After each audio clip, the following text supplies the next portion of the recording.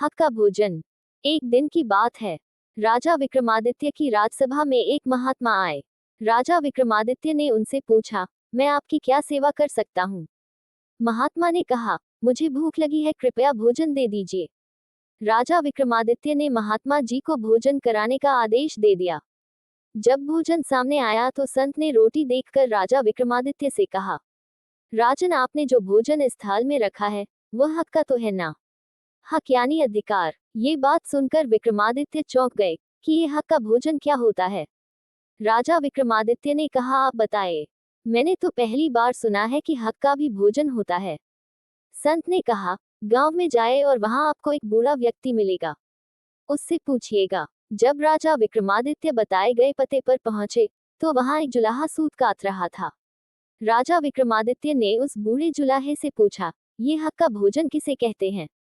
उस बूढ़े ने कहा, आज मेरी इस पत्तल में जो भोजन है उसमें आधा हक का है और आधा बेहक का है। राजा विक्रमादित्य ने बूढ़े व्यक्ति से कहा, कृपया ये बात मुझे ठीक से समझाएं। बूढ़े ने कहा, एक दिन मैं सूत काट रहा था और अंधेरा हो गया, तो मैंने एक दीपक जलाया और मैं अपना काम करने लगा। उस समय मेरे घर के पास से एक जुलूस निकला। जुलूस में शामिल लोगों के हाथ में मशालें थीं।